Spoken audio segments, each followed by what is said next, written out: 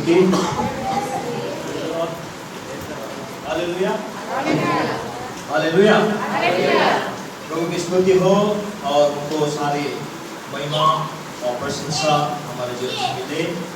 मैं दोबारा फिर से सबको स्वागत करता हूँ, हमारे छोटे छोटे बच्चों को जो अभी बड़े ध्यान से सुनने वाले हैं, हमारे दीपक बहन को और दोनों भांजों को और हमारे हॉस्टल के बच्चों को, सबको मैं स्वागत करता हूँ। एफिसियों के पद हम देखेंगे, एफिसी 6 अध्याय, एफिसी अनुदाय 6 अध्याय उसको 12 पद हमें पढ़ने चलो। क्योंकि हमारा यह मल्लयुद्ध लहू और मांस से नहीं। देखिए, हमारा यह मल्लयुद्ध, हमारा यह रेसलिंग, हमारी यह लड़ाई, देखिए किसको बोल रहा है? बिलीवर्स को बोल रहा है, विश्वासियों को बोल रहा है ना, क्रिश्चियन लोगों को बोल रहा है कि हमारा ये जो मल्लयुद्ध है, हमारे जो लड़ाई है, हमारे जो रेसलिंग है, वो क्या नहीं है? लहू और मांस से नहीं है, फिजिकल बैटल नहीं है, सांसारिक बैटल नहीं है जो दो पर गन और एटम बम से लड़ा जाता हो। लेकिन कैसा है? परंतु प्रधानों से और अधिकारियों से और इस संसार के अंधकार के हाकिमों से और दुष्टता की आत्मिक सेनाओं से है जो आकाश में है। देखिए, तो हमारी ये लड़ाई कैसा है? शरीर और लहू से नहीं है, फिजिकल बैटल नहीं है। यूक्रेन और रशिया में जो बैटल हो रहा है आज, वैसा होना नहीं है। लेकिन कैसा है?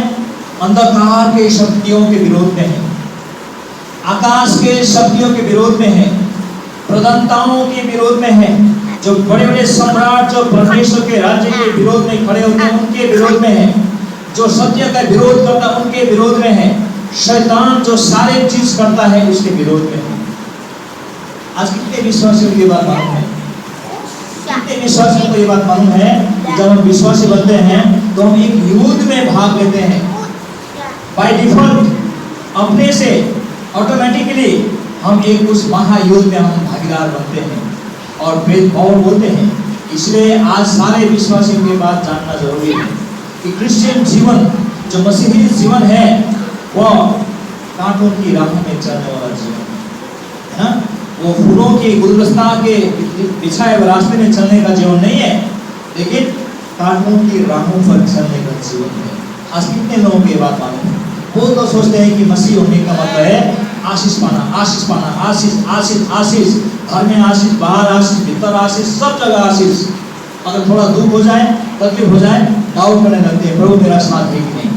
लेकिन प्रेरित पौल के बता रहे हैं, यदि आज हम विश्वासी बनते हैं तो हम ऑटोमेटिकली अपने आप खुद से हम उस महायुद्ध में हम प्रवेश करते हैं। और वो महायुद्ध केवल संसारिक कोई लड़ाई नहीं है, लेकिन आकाश की शक्तियों के विरोध में है, अंधकार के शक्तियों के विरोध में है, शैतान डेविल और शैतान के विरोध में वो महायुद्ध जो हो रहा है। लेकिन अचंभव की बात यह है कि जो महायुद्ध का शुरुआत कहाँ होता है मालूम है? वो यहाँ पर हमारे बीच में, हमारे अंदर में होता है। गलातियों की पत्री, गलाती गैलेशियंस 5:17, गलाती 5 अध्याय का 17 पद पढ़ेंगे।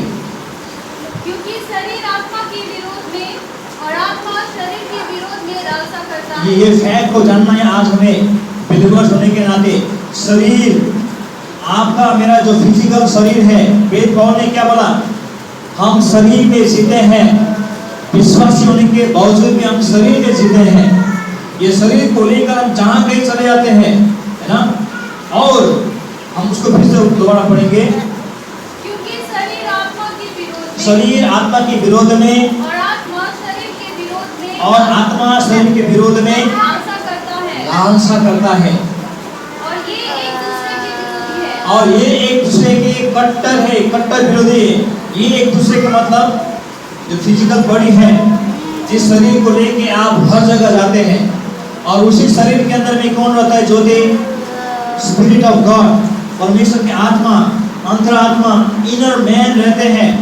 और जो हमारा इनर मैन है, जो आत्मिक मनुष्य है, जो परमेश्वर के स्पिरिट से नया हुआ है, वो आत्मिक मनुष्य और ये फिजिकल बॉडी आपस में लड़ते हैं, कुत्ते और बिल्ली जैसे लड़ते हैं। कुत्ते और बिल्ली कभी साथ में नहीं रहते, कभी कभार होते हैं, है ना, लाखों में 1-2 केस होता है। लेकिन अक्सर देखेंगे कुत्ते बिल्ली बोलते हैं ना, बच्चे लोग को जब दोनों भाई बहन झगड़ा करते हैं तो माँ क्या बोलते हैं, कुत्ते बिल्ली से क्यों लड़ते रहते हो, बोलते हैं ना। आप लोगों ने कभी लड़ा है? हाँ, या कितने लोग माथा हिलाते हैं ना, ऐसा होता है। तो यहाँ पर क्या बोल रहे हैं, हमारा जो शरीर है, हमारा जो फिजिकल बॉडी है, वो हमारे इनर मैन से लड़ता है, हमारे स्पिरिट से लड़ता है, हमारे अंतरात्मा से लड़ता है। ये फैक्ट आज हर एक विश्वासी को जानना है, हमारे बच्चों को भी जानना है, जवानों को जानना है, हर एक विश्वासी को जानना जरूरी है। तो यहाँ पर परमेश्वर की आत्मा ये खुलासा कर रहा है कि हमारा शरीर और हमारे आत्मा आपस में कभी मिलते नहीं हैं, ये दोनों एक दूसरे के विरोध है। तो इसलिए आज जो युद्ध है वो यहाँ पर है, तो जो युद्ध में हम भाग ले चुके हैं वो यहाँ से शुरू होता है। और आप जहाँ कहीं भी जाएंगे ये वॉर लाइक सिचुएशन है, हम एक महायुद्ध में हैं। और जब महायुद्ध शुरू होता है तो वहाँ का माहौल कैसा होता है? महायुद्ध का माहौल आप कैसे आशा करेंगे? वहाँ पर अशांति होगा, वहाँ पर काट मार होंगे, वहाँ पर जाने चले जाएंगे, वहाँ पर अनिश्चितता होगा, रोना और दांत पीसना होगा, अशांति होगा, और वहाँ पर बड़े बड़े हथियार होंगे। तो यदि आज हम आत्मिक महायुद्ध में हैं, विश्वास को ग्रहण करने के कारण, प्रभु यीशु को ग्रहण करने के कारण आज अंधकार के शक्ति वाला शैतान का विरोधी हम बने, हम अपोजिट साइड में हैं। परमेश्वर का पक्ष लेने के कारण आज हम शैतान का शत्रु बने हैं, और आज हम उस युद्ध में परमेश्वर ने हमें निहत्था, है ना, हमें निहत्था नहीं रखा, परमेश्वर ने हमें कुछ हाथ हथियार दिया। तो वही बात पौल कहता है 3 पद में जो हम पढ़ चुके हैं, यद्यपि हम शरीर में चलते फिरते हैं तो भी शरीर के अनुसार नहीं लड़ते, क्योंकि 4 पद में देखिए, दूसरा कोरिन्थियों 10:4, क्योंकि हमारी लड़ाई की हथियार शारीरिक नहीं, और वेपन्स आर नॉट फिजिकल। हमारी लड़ाई की जो हथियार है वो शारीरिक नहीं है, AK-47 नहीं है, ना परमाणु बम नहीं है, राफेल रॉकेट नहीं है, हाँ, और रॉकेट लॉन्चर से उड़ाने वाला तोप नहीं है। लेकिन क्या है, क्या बोल रहे हैं? क्योंकि हमारी लड़ाई के हथियार शारीरिक नहीं, पर गढ़ों को ढा देने के लिए परमेश्वर के द्वारा सामर्थ्य है। देखिए, तो यदि परमेश्वर आज हमें उसे ग्रहण करने के कारण से, प्रभु यीशु को अपने जीवन में उद्धारकर्ता ग्रहण करने के कारण से, बाय डिफॉल्ट वो हमें एक वॉर सिचुएशन में डाल देते हैं, हमें शैतान के विरोध में खड़ा कर देते हैं, लेकिन हमें निहत्थे नहीं रखते, है ना, वेपनलेस नहीं रखते। वो हमें वेपन दिए हैं। वो हथियार कैसे हैं जॉन? वो हथियार शारीरिक नहीं है, लेकिन कैसा हथियार है? वो लाइक गढ़ों को ढा देने वाले, जो बड़ा बड़ा गढ़ है, जो चट्टान से बनाया हुआ जो फोर्ट है, जैसे कि रेड फोर्ट है ना, वो गढ़ है, दिल्ली का लाल किला पुराने राजाओं ने बनाया हुआ वो एक गढ़ है, और इतना मजबूत। लेकिन ऐसे गढ़ों को भी ध्वस्त करने वाला, ऐसे गढ़ों को भी नामो निशान मिटाने वाला परमेश्वर की ओर से आने वाला शक्ति है ना, power that comes from God. परमेश्वर की ओर से आने वाला वो शक्ति हमारा हथियार है। इफिसियों में हम फिर जाएंगे, इफिसियों में फिर जाएंगे, इफिसी 6:10 पद, इफिसी 6:10 पद। इसीलिए प्रभु में और उसकी शक्ति के प्रभाव में बलवन्त बनो। इसीलिए, क्यों? इसलिए क्योंकि तुम्हें हथियार दिया है, इसीलिए प्रभु के शक्ति में, उसके सामर्थ्य में बलवान बनो। Be courageous, be mighty in the power of God। परमेश्वर के सामर्थ्य में क्या बनो? साहसी बनो। आगे, परमेश्वर के सारे हथियार बांध दो, परमेश्वर के सारे हथियार को बांध लो, कि तुम शैतान की युक्तियों के सामने खड़े रह सको, ताकि तुम शैतान के युक्तियों के सामने खड़े रह सको। देखिए, बाइबल क्या बताती है? बाइबल आज आप मुझे बताती है कि जब हम विश्वासी बनते हैं, जब हम बिलीवर बनते हैं, तो हम एंटी शैतान हो जाते हैं। हम शैतान का विरोधी हो जाते हैं और उस महायुद्ध में हम लड़ जा पड़ते हैं। और परमेश्वर ने कहा है कि परमेश्वर के सारा हाथ हथियार को धारण कर लो, है ना? परमेश्वर के सारा हाथ हथियार को धारण कर लो। और आगे हम पढ़ेंगे फिर 13 पद को, उसी का एफिसी 6:13। इसलिए परमेश्वर के सारे हथियार बांध लो, इसलिए परमेश्वर के सारे हथियार को बांध लो कि तुम बुरे दिन में सामना कर सको, ताकि तुम बुरे दिन का सामना कर सको और सब कुछ पूरा करके और सब कुछ पूरा करके स्थिर रह सको। स्थिर रह सको, स्टेबल, है ना? आज हमें स्टेबिलिटी की दरकार है। आज हमें स्थिर रहना दरकार है। विश्वास को पा लिया, विश्वास में बने रहना दरकार है। आज भी विश्वास में बने रहना दरकार है, कल भी, परसों भी और वर्षों तक। और जब तक प्रभु यीशु हमें नहीं आता, हमें स्थिर रहना दरकार है। वो स्थिरता कौन प्रदान करता है? वो स्थिरता में परमेश्वर के हाथ हथियार प्रदान करते हैं। The weapons of God, परमेश्वर का पावर, परमेश्वर की ओर से आने वाला शक्ति हमें क्या करता है? स्थिरता प्रदान करता है, हमें स्टेबल रखता है, हमें ढल होने से बचाता है। क्यों? आप जाने, क्योंकि हम युद्ध में हैं, क्योंकि हम उस महायुद्ध में हैं। हम और आगे पढ़ेंगे नीचे। इसलिए सत्य से अपनी कमर कसकर और धार्मिकता की झीलों पहनकर और पाँव में मेल के सुसमाचार की तैयारी की जूते पहनकर और इन सब के साथ विश्वास की ढाल लेकर स्थिर रहो, जिससे तुम उस दुष्ट के सब जलते हुए तीरों को बुझा सको। और उद्धार का कोप और आत्मा की तलवार जो परमेश्वर का वचन है ले लो। हर समय और हर प्रकार से आत्मा में प्रार्थना और विनती करते रहो और इसीलिए जागते रहो कि सब पवित्र लोगों के लिए लगातार विनती किया करो। तो वहां पर एक हथियार का लिस्ट बता दिया है। हाँ, आपको कौन सा हथियार चाहिए? परमेश्वर ने वहां पर लिस्ट बता दिया। 13 से लेकर के कितना तक पढ़ी? 18 तक, वर्सेस 13 through 18। वहां पर हथियारों का लिस्ट है। आप उन हथियारों में से किसको चॉइस करेंगे, या उन हथियारों में से सभी हथियारों को क्या धारण करेंगे? लिखा है परमेश्वर के सारा हाथ हथियार धारण करो और उस दुष्ट का सामना करो। और क्या आप देखते हैं कि वहां पर क्या क्या हथियार का बारे में बताया है? आत्मिक हथियार कैसा होता है, स्पिरिचुअल वेपन कैसा होता है। यहाँ आप 14 पद देख सकते हैं कि सत्य के द्वारा अपनी कमर कसकर, ट्रूथ है ना, सच्चाई, जो गॉस्पेल ट्रूथ है, तुम सत्य को जानोगे और सत्य तुम्हें क्या करेगा? आजाद करेगा। आज हमें आजाद होने के लिए सत्य आवश्यक है। सत्य एक हथियार है। धार्मिकता का झिलम, राइचियसनेस, है ना? झिलम मतलब क्या है? वो कवच जिसको बोलते हैं ना, कवचशील धार्मिकता, प्रभु यीशु मसीह का धार्मिकता, जो हम पापी होते हुए प्रभु हमारे लिए मरा है क्रूस पर। प्रभु यीशु मसीह का धार्मिकता को ग्रहण करो।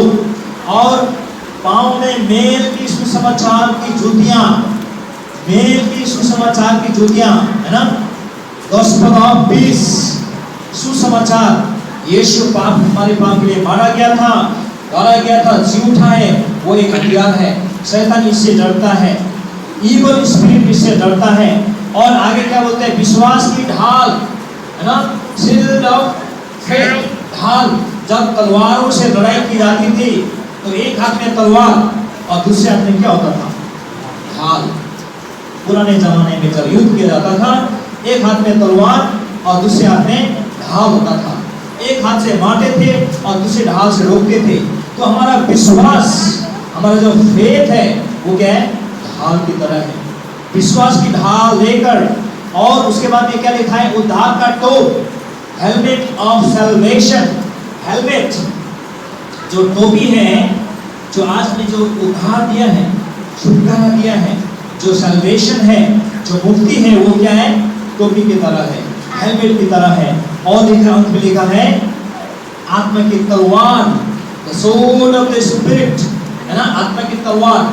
तलवार देखें आप, two edged spirit, two edged sword बोलते हैं।